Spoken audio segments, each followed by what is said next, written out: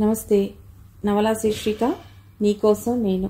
రచన సాయిరామ్ ఆకుండి గారు. చదువుతున్నది రాధిక.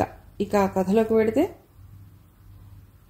ముసిరిపట్టి చిరుజల్లులు కురుస్తున్న సాయంత్రం కుకట్పల్లి దగ్గర వసంత్ నగర్లో ఉన్న విశ్వనాథాలయం విద్యుత్ దీపాల వెలుగులో మెరిసిపోతోంది.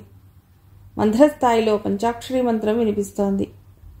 సోమవారం కావటంతో హైదర్ నగర్, సర్దార్ పటేల్ నగర్, కేపీహెచ్బి కాలనీల నుండి వచ్చే భక్తులతో గుడి ప్రాంగణం సందడిగా ఉంది. ఆస్తికత్వం ఆశను సజీవంగా ఉంచుతుందని నమ్మేవాళ్లు, దైవచింతన దారి చూపుతుందని తలచేవాళ్లు, తీరని బాధ్యతలతో సతమతమయ్యేవాళ్లు, అద్భుతం జరిగి అనారోగ్యం మటుమాయం కావాలని ఆశించేవాళ్లు, మంచిని కోరుకునేవాళ్లు, మనసులో ఆర్ద్రత నిండిన వాళ్ళు, ఇలా అన్ని రకాల జనాలతో ఆలయ మండపం నిండి ఉంది. ఆ భక్త సమూహాల్లో ఉద్యోగార్థులు, విద్యార్థులు ఉన్నారు. కొందరు భక్తులు మదిలో మహాదేవుని స్మరించుకుంటూ ఆలయ మండపం చుట్టూ ప్రదక్షిణలు చేస్తున్నారు. కడుపు పండాలనే ఆశతో దేవుడిని వేడుకుంటున్న 2 జంటలు కుడివైపున ఉన్న నాగేంద్రుడి శిలారూపానికి అర్చన చేయిస్తున్నారు. గర్భగుడిలో తులసి, మారేడు దళాలను కూర్చి అల్లిన దండలతో నిండుగా వెలిగిపోతున్న విశ్వేశ్వర లింగం కనులార్పనీయని భక్తిభావాన్ని మనసులో నింపుతున్నది. అగరత్తుల ధూప పవిత్రతను వెదజల్లుతూ అనిర్వచనీయమైన అనుభూతికి లోను చేస్తున్నది. దైవదర్శనానంతరం ప్రసాదం స్వీకరిస్తూ ఆధ్యాత్మికత నిండి తేలికపడిన మనసులతో ఆ ప్రాంగణంలోనే సేద తీరుతూ కూర్చుంటున్నారు కొంతమంది భక్తులు. కొందరు మండపం గోడ మీద రాసి ఉన్న లింగాష్టకం పఠిస్తుంటే, మరికొందరు భక్తులు శివనామస్మరణతో అలౌకిక భావనలో మునిగి తేలుతున్నారు. ఆ అవకాశం లేని వాళ్ళు కాస్త అసంతృప్తికి లోనవుతూనే దర్శనం మాత్రం పూర్తి చేసుకుని వెనుదిరిగి ఇళ్లకు మళ్లుతున్నారు. ధర్మాన్ని ఆశించే బిచ్చగాళ్ల సంఖ్య ఆ రోజు ఎక్కువగా ఉంది. భగవంతుడు గుడి నుండి తిరిగి వెళ్లే భక్తులలో దానగుణాన్ని నింపుతాడని వాళ్ల నమ్మకం. దేవుడు రాయైపోయాడు, బండరాయి అయిపోయాడు.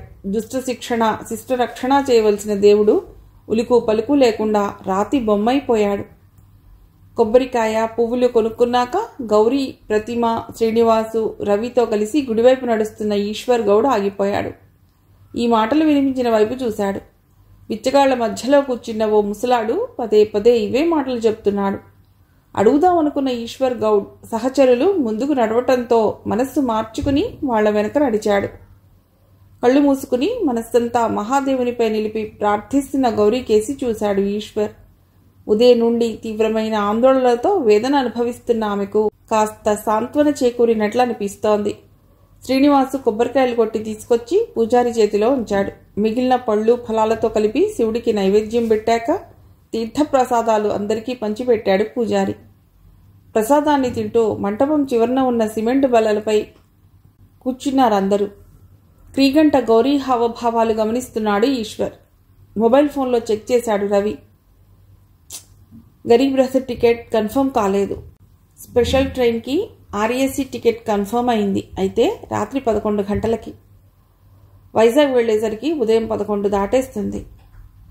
ఓ గాడ్, పెళ్లిళ్ల సీజన్, టికెట్ దొరుకుడే కష్టమైతుంది.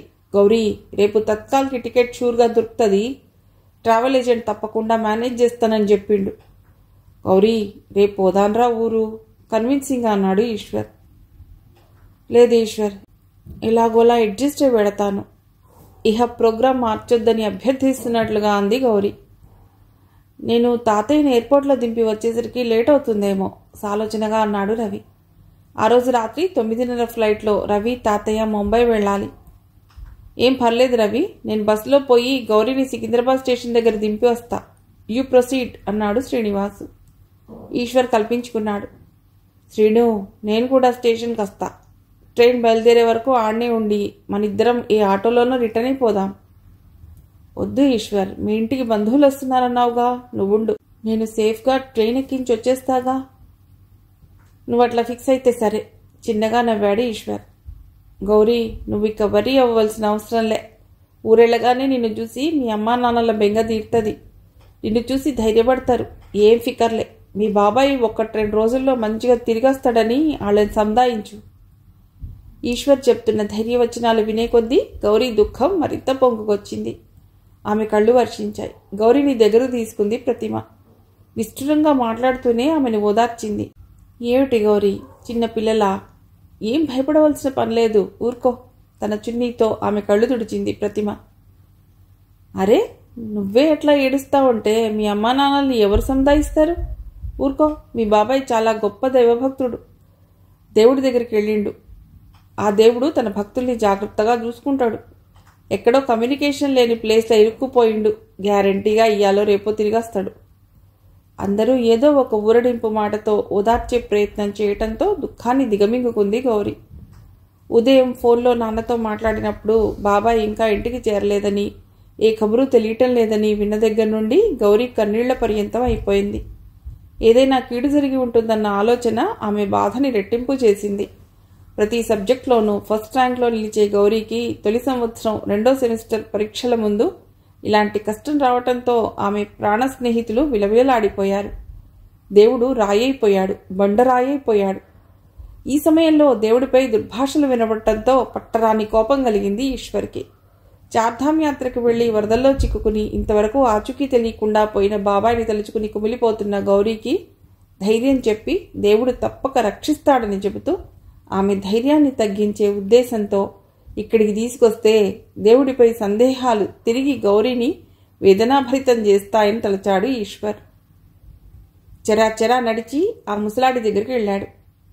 ఏంది తాత, నువ్వు మాట్లాడతావు? ఏమన్నా అర్థం ఉన్నదా?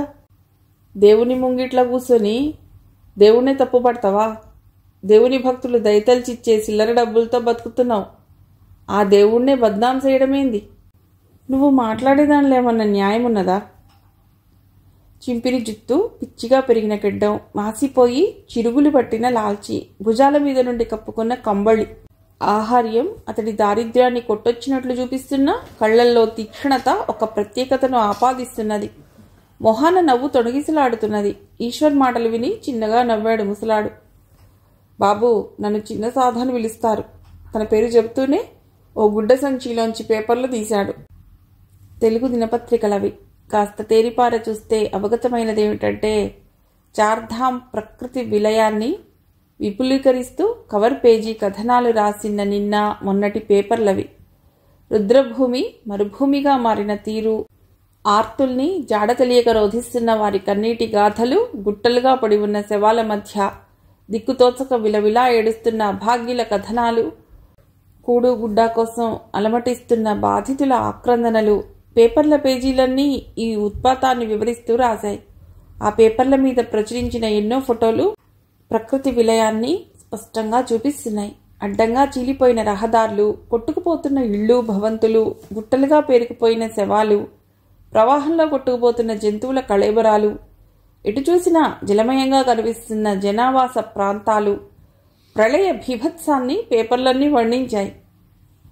చూడు బాబు, దేవుడిపై పూర్తి నమ్మకంతో భరోసాతో అష్ట కష్టాలు పడి అక్కడికెళ్లిన భక్తులు వేలాది మంది చనిపోయారు. దేవుడికి కోపం వస్తే అమాయక భక్తులపై ఆగ్రహం చూపడం న్యాయమా? ప్రకృతి దేవుడు వైరి వర్గాలా? ప్రకృతి విలయతాండవం చేస్తే దేవుడు తనకేం పట్టనట్లుంటాడా? చిన్న సాధు నుంచి ఊహించని ఈ ప్రశ్నలకు సమాధానం లేక నిల్చున్నాడు ఈశ్వర్. చిన్నసాధు సంచిలో చేయబెట్టి ఇంకో పేపర్ తీశాడు. ఇదిగో చూడు బాబు, కొత్తగా కడుతున్న పవర్ ప్రాజెక్టుల వల్ల నీటిలో మునిగిపోతుందనే ఉద్దేశంతో మాతాధారీదేవి అమ్మవారి విగ్రహాన్ని ఇంకో చోటికి తరలించారట. అలా తరలించడం తప్పట. అందువల్ల అమ్మవారు ఆగ్రహించడం చేత ఇంత ముప్పు జరిగిందిట. పవర్ ప్రాజెక్ట్ ప్రజల కోసం ఉపయోగపడే మంచి ప్రయత్నం కాబట్టి విగ్రహాన్ని వేరే స్థలంలోకి మార్చడం అపరాధం కాదు. ఒకవేళ అపరాధమే అనుకున్నా శిక్షించవలసింది ఎవరిని? ఆ పాపం చేసిన ఒకరిద్దరిని. అంతేగాని వేల మంది అమాయక భక్తులను దుర్మరణం పాలు చేయటం సమంజసమా?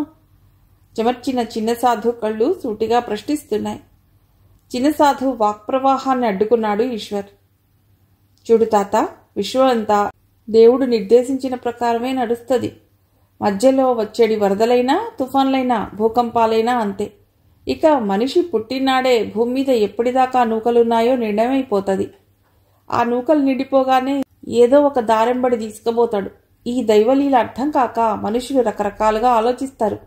నువ్వు తెల్లారి లేచిన దగ్గర నుండి దేవుడి ముంగిట కూర్చుంటావు, దేవుడి ప్రసాదంతోనే కడుపు నింపుకుంటావు. అయినా నీకు దేవుడి మర్మం అర్థమైతలే. దైవభక్తితోనే మనుషులలా ఆశ నిలుస్తుంది, మంచి పెరుగుతుంది, నీతి నిజాయితీలు కలిగి ఉంటారు, పరోపకారం నేర్చుకుంటారు. ఇలా మనుషులు మంచిగా మారటానికి దైవభక్తి పెరిగే పద్ధతిలా నువ్వు మాట్లాడాలి గాని తిరిగి దేవుడిపై నమ్మకం చచ్చిపోయేలాగా మాట్లాడతావేంది? ఈశ్వర్ మాటల్లో కోపం ధ్వనిస్తోంది. ఈ వాదులాట విని ఈశ్వర్ స్నేహితులు గబగబా దగ్గరకు వచ్చారు. మరికొందరు భక్తులు కూడా గుమిగూడి వింటున్నారు. చూడు బాబు, దేవుడంటే విశ్వాసం లేక కాదు నేను మాట్లాడేది, బాధతో అంటున్నా. ఆపద్బాంధవా అని ఎలుగెత్తి ప్రార్థించిన గజేంద్రుణ్ణి పరుగులు పెట్టి వచ్చి మరీ రక్షించిన భగవంతుడు అమాయక భక్తజనం ప్రాణాలు కోల్పోతుంటే మిన్నకుండటం సబబు అనిపించక ఇలా మాట్లాడాను. మనిషి దేహంలో ప్రాణం ఉండినా లేకపోయినా ఆత్మ ఎప్పుడూ సజీవంగానే ఉంటుంది. ఆత్మ మాత్రమే దైవంతో అనుసంధానం అవుతుంది. ఈ విశ్వంలో ప్రతి సంఘటన, ప్రతి చర్య దేవుడు ఆదేశం మేరకే జరుగుతుంది. ఇక దేవుడు మిన్నకుండిపోయిండని నువ్వు ఎట్లా డిసైడ్ చేస్తావు? చిన్న సాధు ఆలోచన తప్పు అని నిర్ధారించడానికి వాదిస్తున్నాడు ఈశ్వర్. నిర్వేదంతో చిన్నగా నవ్వాడు చిన్న సాధు.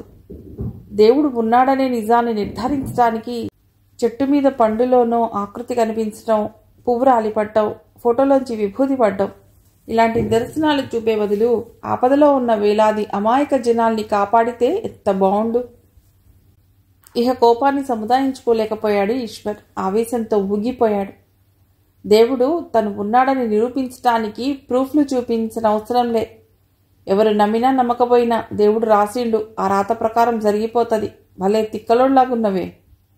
అక్కడ గుమిగూడిన జనాల్లోంచి ఒక్కొక్కరు తలో మాట అనటం మొదలెట్టారు. ఇలాంటి ఫాల్తూ మాటలు మాట్లాడే వాళ్ళని తరిమేయాలండి. అడుక్కునేవాడు తర్కం మాట్లాడుతున్నాడు, ఎంత పొగరు. ఒక సీనియర్ సిటిజన్ కొరకొరా చూశాడు. నీకు దేవుడి మీద నమ్మకం లేకపోతే ఏ ఫుట్పాత్ మీద కూర్చుని అడుక్కో, ఇక్కడ కాదు. ఒక మహిళా భక్తురాలు రెట్టించి కేకలేసింది. ఈ ఆలయం ఎగ్జిక్యూటివ్ బాడీ మెంబర్లు ఎవరండి? గట్టిగా చెప్పాలి, ఇలాంటి వాళ్ళని ఇక్కడ ఉండనివ్వకూడదని. ఒక్కొక్కళ్ళు ఒక్కో మాట అంటుండటంతో అక్కడున్న మిగతా బిచ్చగాళ్ళు భయపడ్డారు. ఏయ్ తాత, నోరు మూసుకో, పెద్దోళ్లతో మాట్లాడే దిట్టగేనా, లెంపలేసుకో. చిన్న సాధుని కసురుకున్నాడు ఒక బిచ్చగాడు. ఒక బిచ్చగత్తె ఈశ్వర్ కాళ్లపై పడింది.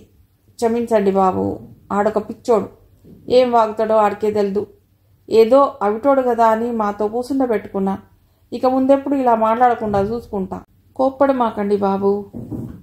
పెద్దసారి వచ్చి చూశారంటే మా అందరినీ ఇక్కడి నుంచి పంపించేస్తారు. కూటికి గతిలేనోళ్ళం, కనికరించండి అయ్యా. ఇంకో బిచ్చగాడు వేడుకున్నాడు. చిన్న సాధు మారు మాట్లాడకుండా లేచి నిలబడి వంటి మీద కప్పుకున్న కంబళి తీసి భుజాన వేసుకుని చెట్టువారనున్న చేతికర్ర ఆసరాతో కుంటుకుంటూ నడుచుకుపోయాడు.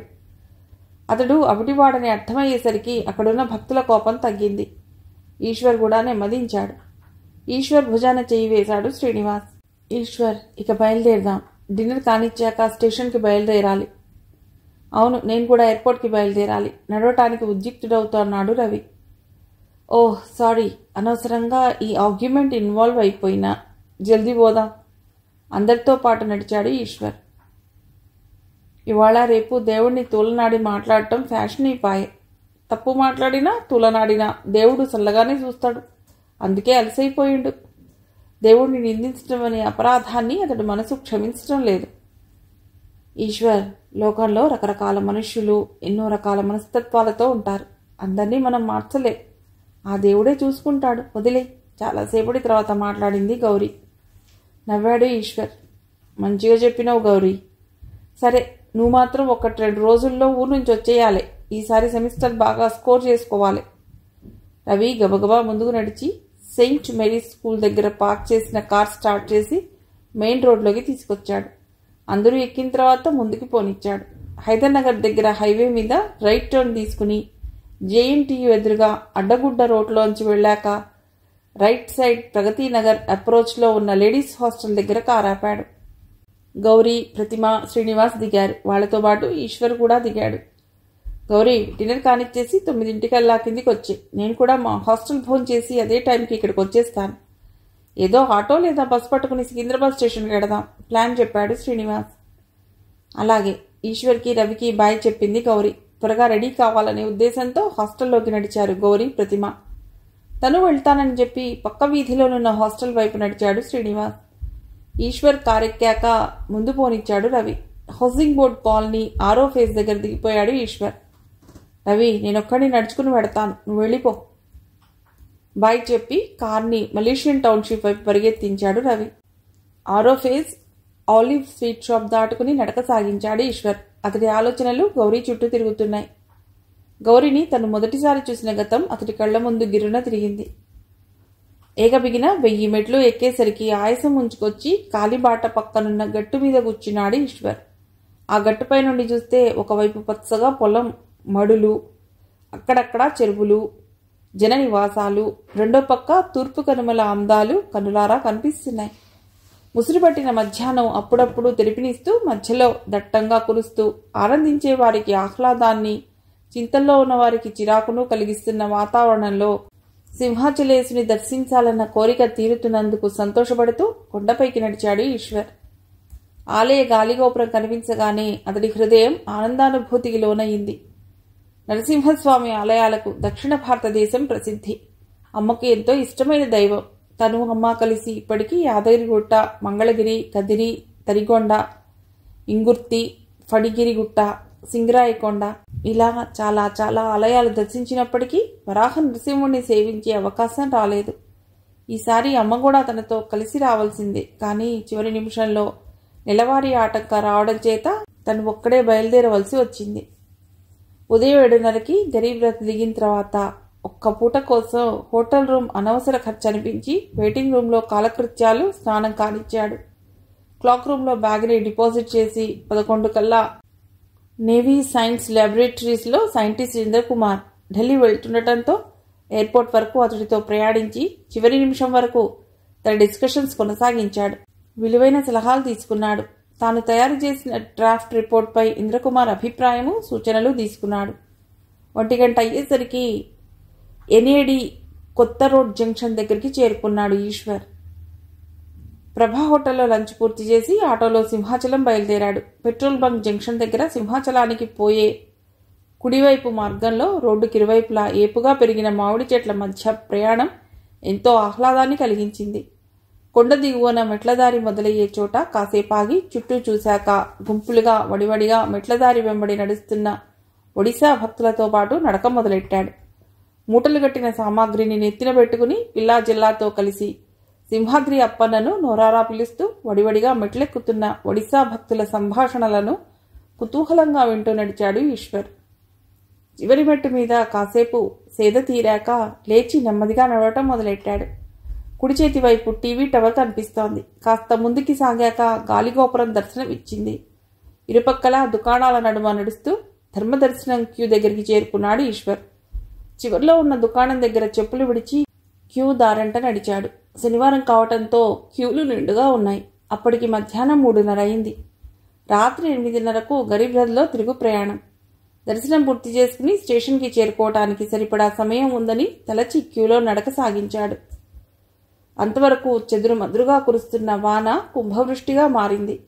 వానకి తోడు ఎదురుగాలి పెను వేగంతో వీస్తోంది. వర్షపు చినుకులు ఏటవాలుగా దట్టంగా కురుస్తుండటంతో క్యూలో నిలుచున్న భక్తులు తడిసిపోతున్నారు. ఆ సమయంలో 2 కుటుంబాలకు చెందిన 6 వ్యక్తులు తడుచుకుంటూనే పరిగెత్తుకొచ్చి క్యూలో చేరారు. ఈశ్వర్ వెనక నిలబడి ఆయాసం తీర్చుకుంటూ మాటల్లో మునిగిపోయిన ఆ కుటుంబాలకేసి పరిశీలనగా చూశాడు ఈశ్వర్. 45-50 ఏళ్ల వయస్సున్న 2 పురుషులు, బహుశా అన్నదమ్ములై ఉంటారు. 2 నడివయసు స్త్రీలు, ఆ మగవాళ్ల భార్యలు కావచ్చు. సుమారు 18 ఏళ్ల ప్రాయం గల అమ్మాయి, 12 ఏళ్ల వయసున్న అబ్బాయి. ఆ 2 దంపతులకు పుట్టిన పిల్లలై ఉంటారు. అన్నయ్య, మనం బద్దగా వదిలేసి పొద్దుటే వచ్చేసుంటే బాగుండిపోయేది. ఇప్పుడు ఇక్కడ ఇరుక్కుపోయాం. సర్లేలా, ఉదయమైతే అప్పలరాజు ఫ్యామిలీతో ఇంటికి వస్తానన్నాడని మరి ఆ టైంలో గుడికి ప్లానింగ్ చేసుకున్నాం. చివరి నిమిషంలో అప్పలరాజు గాడికి కంపెనీ నుండి కబురొచ్చి రాలేకపోయినాడు. ఏటి చేద్దాం? చూడబోతే ఇంకా పెరిగేలాగానే ఉందే. అదే లేదురా, తగ్గుతుందిలే. దేవుడి దర్శనం అయ్యేసరికి తగ్గిపోద్ది చూడు. వాళ్ల మాటలు చెవినపడుతున్న కొద్దీ ఆ కుటుంబాల వివరాలు ఈశ్వర్కి అర్థమవుతున్నాయి. ఆ అన్న పేరు కోరుబళ్ల రామినాయుడు, తమ్ముడి పేరేమో నూకరాజు. వాళ్ళిద్దరూ పాలిమర్స్ కంపెనీలో బాయిలర్ ఆపరేటర్లుగా పనిచేస్తున్నారు. అన్న కూతురు గౌరీ ఇంటర్మీడియట్ పూర్తి చేసింది. తమ్ముడి కొడుకు పవన్ 7వ తరగతి చదువుతున్నాడు. క్యూ భారంగా కదులుతోంది. ఉన్నట్టుండి రామినాయుడు భార్య భాగ్యమ్మ కళ్ళు తిరిగి తూలిపోయింది. బారికేడు కోసం పాతిన ఇనుపరాడ్కి ఆమె తల తాకేయటంతో అది గమనించి ఈశ్వర్ తన చేతులను అడ్డుగా ఉంచటంతో ప్రమాదం తప్పింది. ఆమె స్పృహ తప్పి కింద పడిపోయింది. అందరూ ఆందోళన చెందారు. గౌరీ, పవన్ ఏడుపు మొదలెట్టారు. ఈశ్వర్ వాళ్ళందరినీ వారించి తన బ్యాగ్లోంచి వాటర్ బాటిల్ తీసి మూత తెరిచి భాగ్యమ్మ మొహం మీద చల్లాడు. అతడి సూచన మేరకు నూకరాజు భార్య జానకి తన ఒళ్ళో భాగ్యమ్మని పడుకోబెట్టుకుని ఆమె అరచేతుల్ని మర్దనా చేయటం మొదలెట్టింది. లో బీపీ అయ్యుంటది, ఆరోగ్య సమస్య ఏమైనా ఉన్నదా ఏమి అడిగాడు ఈశ్వర్. అబ్బే, అట్లాంటి సీకాకులు ఏమిటి లేవు బాబు, కానీ ఉపాసాలు ఎక్కువ చేస్తుంది. ఎంత చెప్పినా వినిపించుకోదు. ఇవాళ ఏడుకొండల సాములోరికి పొద్దుట్నుండి మెతుకు ముట్టలేదు. అట్టాటిది మాతో పాటు మెట్లు నడుచుకొచ్చేసినాది. బస్సులో కొండపైకి వద్దామే అంటే వినిపించుకోలేదు నిష్ఠురంగా అన్నాడు రామినాయుడు. అది సంగతి. దినం పొద్దు తినకపోతే నీరసం రాకేమొస్తుంది, బీపీ డౌన్ అయిపోతుంది. మరేం పర్లేదని ధైర్యం చెప్తున్నట్లుగా అన్నాడు ఈశ్వర్. ఈలోగా నూకరాజు మొబైల్ ఫోన్లో పాలిమర్స్ కంపెనీ సెక్యూరిటీ డిపార్ట్మెంట్ని కాంటాక్ట్ చేసి హెల్త్ ఎమర్జెన్సీ విషయం చెప్పి జీప్ని పంపమని అడిగాడు. ఇంజనీర్ రత్నం గారిని దింపడం కోసం వెహికల్ పెందుర్తి వెళ్ళిందని, రాగానే పంపిస్తామని చెప్పారు. 108 కోసం ప్రయత్నించినా నంబర్ కనెక్ట్ కాలేదు. 10 నిమిషాలు సపర్యలు చేశాక భాగ్యమ్మకి తెలివి రావటంతో అందరూ తేలికపడ్డారు. వెనక్కిపోదామని రామినాయుడు అన్నాడు, కానీ అతన్ని వారించి పర్వాలేదంది భాగ్యమ్మ. ఈశ్వర్ తన బ్యాగ్లోంచి గుడ్డే బిస్కెట్ల ప్యాకెట్ తీసి అందించాడు. చిన్న చిన్న ముక్కలు చేసి 4 బిస్కెట్లను తినిపించింది జానకి. మంచినీళ్ళు తాగాక కాస్త శక్తి పుంజుకుని లేచి నిలబడింది భాగ్యమ్మ. ఈ బాబు చెప్పింది నిజమే, ఏటి తినకపోవడం చేత నీకు ఈ నీరసం. శరీరం సహకరించినప్పుడు ఉపవాసాలు లంకణాలు తగ్గించాల. నీకేమైనా అయితే మేమందరం బతకగలమా? ఏటి అర్థమైనాదా? భాగ్యమ్మకు ఆసరాగా ఉండి నడిపిస్తూ అన్నాడు రామినాయుడు. అతడి నిష్ఠురంలో అంతులేని ప్రేమ ధ్వనిస్తోంది. ఈ సంఘటనలో చొరవ తీసుకుని సాయం చేసిన ఈశ్వర్ అంటే గౌరవం ఏర్పడింది అందరికీ. థ్యాంక్స్ బాబు. ఏ ఊరు బాబు మంది? హైదరాబాద్. ఏదైనా పనుండి వచ్చావా బాబు? నేను ఈ ల్యాబ్లో ఓసారిని కలియడానికి వచ్చిన. ఈ దినం ఉదయమే కలిసిన. రాత్రి 8:30 ట్రైన్కి తిరిగిపోయేటిది. మళ్ళీ పాలిమర్ సెక్యూరిటీ డిపార్ట్మెంట్కి ఫోన్ చేశాడు నూకరాజు. వాళ్ళు చెప్పింది విని కాస్త కలవరపడ్డాడు. ఊరు మొత్తం మీద చాలా పెద్దవాన పడుతుందంట. ఎక్కడికక్కడ రోడ్ల మీద ఇళ్లలోకి నీరొచ్చేస్తుందంట. సబ్స్టేషన్ బ్రేక్ డౌన్ అయ్యి ఊరు మొత్తం కరెంటు పోయినాదట. వాన పూర్తిగా తగ్గితేనే కరెంటు వచ్చే పరిస్థితి లేదు. ఈశ్వర్ మదిలో ఆందోళన రేగింది. దర్శనం పూర్తి చేసుకుని రైల్వే స్టేషన్కు వెళ్ళటం ఎలాగా అని మదనపడ్డాడు. ఏ ఆటంకం లేకుండా చూడమని వరాహ నృసింహస్వామికి మదిలోనే మొక్కుకున్నాడు. క్యూ కాస్త వడివడిగా కదలటంతో 1 గంట గడిచేసరికి గర్భగుడి దగ్గరికి చేరుకున్నారు. చందనాలంకృతుడైన వరాహ నృసింహస్వామి లీలారూపాన్ని చూడగానే ఈశ్వర్ మది పులకరించింది. అవ్యక్తమైన భక్తిభావంతో చేతులు జోడించి మోకరిల్లాడు. సింహాద్రి అప్పన్న సన్నిధిలో కొన్ని నిమిషాల సేపు లోకాన్ని మర్చిపోయాడు. కనులారా స్వామి దర్శనం పూర్తయ్యాక కురుస్తున్న వానలో తడుచుకుంటూనే ప్రసాదాల కౌంటర్ దగ్గర లడ్డూలు తీసుకున్నారు. చెప్పులు విడిచిపెట్టిన స్థలం దగ్గరకొచ్చి తమ చెప్పుల్ని తొడుక్కున్నారు. వానలా పెరుగుతూనే ఉంది. సమయం సాయంత్రం 6 అయినప్పటికీ వాన ఉధృతికి చీకట్లు అలుముకున్నాయి. ఏటిది ఆగకుండా కురుస్తానే ఉంది. వదినకి చూస్తే ఇలాగుంది. మెట్లు దిగ్గలమా? నూకరాజు మనస్సు నిండా గుబులు. కొండ మీదకి పోవటానికి బస్సులు లేవంట. అక్కడ గుమిగూడిన వారి మాటల్ని బట్టి అర్థం చేసుకున్న రామినాయుడు ఆందోళనతో అన్నాడు. నూకరాజు సెల్ ఫోన్ మోగింది. చెప్పు సాంబు, ఎక్కడున్నావు? ఓ వచ్చేసినావా? అమ్మయ్యా, బతికించినావు. ఎలా నడుచుకుంటూ కిందకి రావటం కష్టమే. వదినకి బాగోలేదు. నువ్వు అక్కడే ఉండు, 2 నిమిషాల్లో ఫోన్ చేస్తానుండు. ఏటైనా అదేట్రా? నూకరాజు చెప్పాడు. జీపు తెచ్చుకుని సాంబు వచ్చాడు. కొండ కింద ఉన్నాడంట. వాన అని చెప్పి కొండపైకి ఏ బడ్డని వదలటం లేదుట. నూకరాజు చేతిలోని ఫోన్ అందుకుని దేవాలయం ఎగ్జిక్యూటివ్ ఆఫీసర్ కార్యాలయం దగ్గరికి గబగబా నడిచాడు రామినాయుడు. బాబూ, మా ఇంటాడది కళ్ళు తిరిగి పడిపోనాది. నడవగలిగే పరిస్థితి లేదు. మా కంపెనీ జీప్ వచ్చి కొండ కింద ఉన్నది. తమరు మంచి మనసు చేసుకుని జీపుని పైకొదలమని చెప్పండి బాబు, ప్రాధేయపడ్డాడు రామినాయుడు. అక్కడి నుంచి పాలిమర్స్ కంపెనీ సెక్యూరిటీ మేనేజర్కి ఫోన్ చేసి ఆయన చేత కూడా మాట్లాడించాడు. మొత్తం మీద దేవస్థానం ఆఫీసర్ ఒప్పుకుని కొండ కింద ఉన్న సెక్యూరిటీ ఆఫీస్కి ఫోన్ చేసి జీపుని వదలమని చెప్పాడు. వాన ఏమాత్రం తగ్గకపోవటంతో జీపు కొండ మీదకి వచ్చేసరికి 1 గంట గడిచింది. జానకి రామినాయుడు ఆసరా ఇచ్చి భాగ్యమ్మను జీప్ దగ్గరికి నడిపించుకుని తీసుకెళ్లి లోపల కూర్చోబెట్టారు. మిగతా అందరూ జీప్ ఎక్కారు. బాబు, నువ్వు ఉండిపోనావేటి? రా, వచ్చేయి. పందిరి కింద నిలిచిని ఉన్న ఈశ్వర్ని చూసి పిలిచాడు రామినాయుడు. పర్వాలేదు అంకుల్, వాన తగ్గినాక నడుచుకుంటొస్తా, మీరు పోండి. అరే, ఎట్టగెళ్తావు? ఈ రాత్రికి కొండ మీద బళ్ళేవి రావంట. నూకరాజు జీపు దిగి ఈశ్వర్ దగ్గరికి పరిగెత్తి అతన్ని చనువుగా పట్టుకుని లాక్కొచ్చాడు. సర్దుకుని వెళ్ళిపోదాం రా బాబు. అందరూ సర్దుకుని కూర్చున్నాక సాంబు జీప్ని పోనిచ్చాడు. కొండ దిగాక సింహాచలం రోడ్ల మీద జీపుని పోనిస్తున్నప్పుడు టైర్లు మునిగిపోయేలా ప్రవహిస్తున్న నీటి ఉధృతిని చూసి ఈశ్వర్కి కలవరం కలిగింది. ఏటిది వాన మస్తు పరేషాన్ చేస్తుంది. కష్టం మీద ప్రహ్లాదపురం దాటి శ్రీనివాస్ నగర్ దగ్గరికి చేరుకుంది jeep. Uncle, petrol bunk junction చేరాక చెప్తే నేను దిగేస్తా. గాడించి ఏదో ఒకటి పట్టుకుని రైల్వే స్టేషన్కి పోవాలి. ఎట్టా వెళ్తావు బాబు? బస్సులు ఆటోలు తిరగటం లేదు, ఎట్టాకా? రామినాయుడు మాటకి కాస్త ఆలోచించి సెల్ ఫోన్ డైల్ చేశాడు నూకరాజు. బలరాము, ఎక్కడున్నావు? ఆటో తిప్పుతున్నావా? అమ్మో, సరే, ఓకే. మాట్లాడటం అయిపోయాక ఫోన్ డిస్కనెక్ట్ చేసి చెప్పాడు. సిటీలో మొత్తం రోడ్ల నిండా నీళ్లేనంట. ఎక్కడా బస్సులు ఆటోలు తిరగటం లేదంట. మేఘాద్రిగడ్డ పొంగడం చేత ఇంత ఘోరంగా ఉందంట పరిస్థితి. పాలుపోని పరిస్థితిలో సతమతమవుతున్నాడు ఈశ్వర్. మేఘాద్రిగడ్డ పొంగిందంటే రైళ్లు తిరగటం కూడా కట్టమే. రామినాయుడు మాట విన్నాక బాబాయ్ చేతిలోని సెల్ ఫోన్ అందుకుంది గౌరీ. ఎఫ్ఎం రేడియో ఆన్ చేసి లౌడ్ స్పీకర్లో ఉంచింది. అప్పుడే ఏదో పాట ముగింపుకొచ్చింది. ఆ వెనుక హేమంత్ ఆప్టే వ్యాఖ్యానం వినవస్తోంది. మధ్యాహ్నం నుండి కుండపోతగా కురుస్తున్న వానకి తోడుగా మేఘాద్రిగడ్డ పొంగడం చేత విశాఖ రోడ్లన్నీ జలమయమయ్యాయి. లోతట్టు ప్రాంతాల్లో నిలువెత్తు వరకు నీళ్లు నిండటంతో జనజీవనం స్తంభించింది. నేషనల్ హైవే మీద ఎయిర్పోర్ట్ దగ్గర ట్రాఫిక్ జామ్ అయినట్లు వార్తలు వస్తున్నాయి. బీహెచ్పీవీ పరిసరాల్లో వరద నీళ్లు రైళ్ల పట్టాల మీద కూడా ప్రవహిస్తున్నాయి. విజయవాడ వైపు వెళ్లే రైళ్లు రద్దు చేస్తున్నట్లు దక్షిణ మధ్య రైల్వే అధికారులు ఒక ప్రకటనలో తెలిపారు. వరద తీవ్రత తగ్గి పరిస్థితి అనుకూలిస్తే రేపు ఉదయం హైదరాబాద్కి స్పెషల్ రైళ్లు నడపనున్నట్లు కూడా తెలిపారు. ఈశ్వర్ వాస్తవ పరిస్థితిని అవగతం చేసుకునేలోపు పెట్రోల్ బంక్ జంక్షన్ సమీపించింది. అంకుల్, ఏం పర్లేదు. నేను ఈ సెంటర్ దగ్గర దిగి ఏదో ఒక వెహికల్ పట్టుకుని స్టేషన్ వరకు పోతా. వెయిటింగ్ రూమ్లో ఉంటా. రేపు ఎర్లీ మార్నింగ్ ఏదో ఒక ట్రైన్ పట్టుకు సాయంత్రం వరకు హైదరాబాద్ చేరుకోవాలి. అరేరే, అట్టా వద్దు బాబు, వారించాడు నూకరాజు. మాతో పాటు మా ఇంటికి వచ్చేయి బాబు. ఈ రాత్రి మా ఇంట్లో ఉండి తెల్లవారు వెళ్ళిపోదు గాని. వద్దు అంకుల్, ఏం పర్లేదు.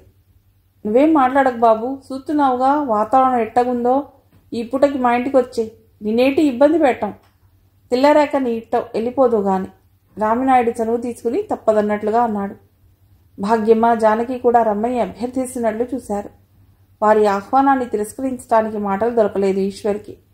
ఏదో ఒకటి పట్టుకుని నేను స్టేషన్కి చేరతా. మీరేం పరేషాన్ కాకుండా అంకుల్. నా బ్యాగ్ కూడా ఆడనే క్లాక్ రూమ్లో ఉంచినా. మాకేం శ్రమలేదు బాబు. బ్యాగ్ లేకపోతే ఏమిటి ప్రమాదం? ఈ పూటకి నేను ఇస్తాగా బట్టలు అన్న మాటకి నవ్వుతూ వంతపాడాడు నూకరాజు. ఈశ్వర్ మరి ఇంకేమీ మాట్లాడలేకపోయాడు. ఎల్జీ పాలిమర్స్ కంపెనీ పక్కనున్న రోడ్డు మీద నడుపుతూ పోయి రాజరత్నం వెంకటాపురంలో రామినాయుడు ఇంటి దగ్గర జీప్ ఆపాడు సాంబు. అన్నదమ్ముల అనుబంధాన్ని ప్రస్ఫుటపరిచేలా పక్కపక్కన ఉన్న రెండిళ్లు ముచ్చట కలుపుతున్నాయి. నూకరాజు తనతో పాటు ఈశ్వర్ ఇంట్లోకి వెళ్ళాడు. మొహం కాళ్ళు చేతులు కడుక్కొచ్చిన తర్వాత నూకరాజు ఇచ్చిన లుంగి కట్టుకుని టీషర్ట్ తొడుక్కున్నాడు ఈశ్వర్. రెండిళ్లకి మధ్య సుమారు 10 అడుగుల వెడల్పుతో ఉన్న ఖాళీ స్థలంలో పొడవుకు సరిపడా స్లాబ్ ఉండటంతో ఆ ప్రదేశం ఇరు కుటుంబాల వారు వాడుకోవటానికి వీలుగా ఉంది. అక్కడ ఒక నులక మంచం, 4-5 కుర్చీలు వేసి ఉన్నాయి. ఈశ్వర్ని తోడుకుని ఆ ఖాళీ స్థలం దగ్గరకు వచ్చాడు నూకరాజు. అప్పటికే అక్కడ కూర్చుని సేద తీరుతున్నాడు రామినాయుడు. రా బాబు, ఇటా కూర్చో. రామినాయుడు పక్కనే మరో కుర్చీలో కూర్చున్నాడు ఈశ్వర్.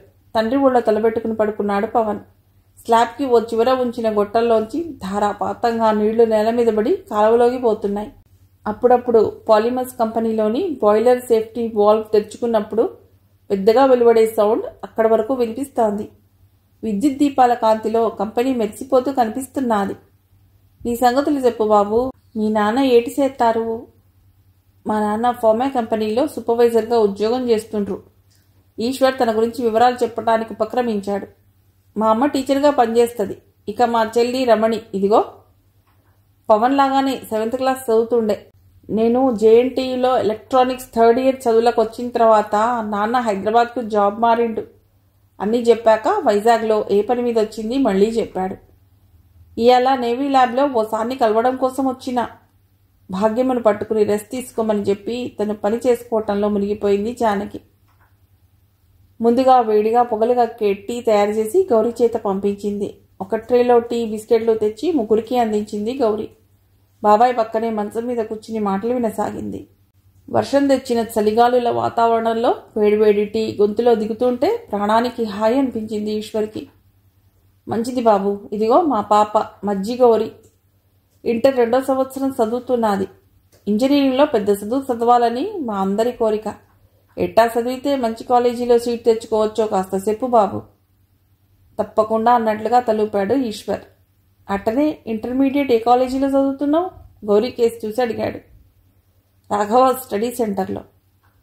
ఓ, మార్కులు ఎట్లా వస్తున్నాయి? మ్యాథ్స్ కెమిస్ట్రీలో 100కి 90-95 మధ్య వస్తున్నాయి. ఫిజిక్స్ మాత్రం అప్పుడప్పుడు తగ్గుతాయి. రాఘవ వాళ్ళది స్ట్రక్చర్డ్ స్టడీ మెటీరియల్ ఉండే, కానీ శివాని విద్యాలయ వాళ్ళ మెటీరియల్ చాలా మంచిగుందని మా ఫ్రెండ్ చెప్పిండు. వాళ్ళ బ్రదర్ అక్కడనే చదువుతున్నాడు. కాస్త ఆలోచించి అన్నాడు. నేను ఒక సెట్ జిరాక్స్ కాపీ తీసి పంపుతా. మీ హాస్టల్ అడ్రస్ రాసిస్తే 1-2 దినాల్లో కొరియర్ చేస్తా. గౌరీ లోపల నుంచి ఓ పేపర్ పెన్ను తెచ్చి అడ్రస్, ఫోన్ నెంబర్ రాసిచ్చింది. ఫిజిక్స్లో కూడా కొన్ని లెసన్స్ బయట పుస్తకాలు రిఫర్ చేయాల్సి ఉంటుంది. ఆ డీటెయిల్స్ కూడా పంపుతా. వంటగదిలోంచి జానకి పిలిచేంత వరకు గౌరీ తన డౌట్లను అడుగుతూ క్లారిఫై చేసుకుంది. థ్యాంక్స్ బాబు, ఎప్పుడైనా ఏదైనా సలహా కావాలన్నప్పుడు ఫోన్ చేస్తాను. ఏవి కష్టమనుకోక కాస్త నీ ఐడియాలు చెప్తే. ఈశ్వర్ విలువైన వివరాలు చెప్పినందుకు తన ఆనందాన్ని రామినాయుడు వెల్లడి చేశాడు. ఏం పర్లేదు అంకుల్, ఏ అవసరం వచ్చినా కాల్ చేస్తే తప్పనిసరిగా ఏ పనైనా చేసి పెడతా. ఇంటర్ సెకండరీ ఎగ్జామ్స్ అయిపోయినాక హైదరాబాద్లో క్రాష్ కోర్సులో జాయిన్ అయితే చాలా బెనిఫిట్ అవుతుంది. ఆ వివరాలు కలెక్ట్ చేసి మీకు ఫోన్లో ఇన్ఫర్మేషన్ పంపుతా. ఈ సంభాషణ ఇలా సాగుతుండగానే జానకి, గౌరీ లోపల నుండి ఓ ఫైబర్ టీపాయ్ మీద వండిన పదార్థాలు పెట్టి తీసుకొచ్చారు. పళ్ళేలలో అన్నంతో పాటు బెండకాయ ఎగురు, దోసకాయ పచ్చడి వడ్డించి ముగ్గురికి అందించారు. స్టీల్ కప్పులో మిరియాల చారు పోసి అందుబాటులో పెట్టింది గౌరీ. అలా మాట్లాడుకుంటూనే ముగ్గురు భోజనం కానిచ్చారు.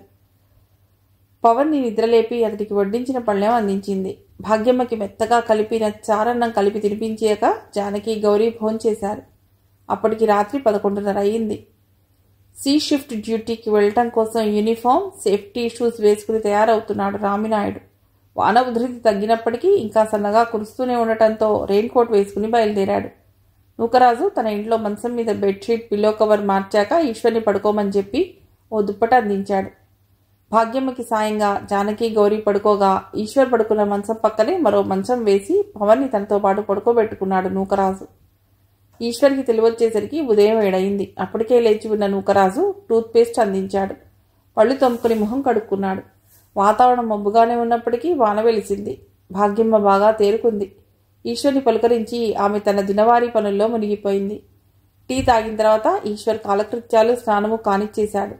8:30 అయ్యేసరికి రామినాయుడు డ్యూటీ ముగించుకుని ఇంటికి వచ్చాడు. అతడు కాలకృత్యాలు ముగించుకుని రాగానే జానకి ముగ్గురికి ఉప్మా ప్లేట్లలో అందించింది.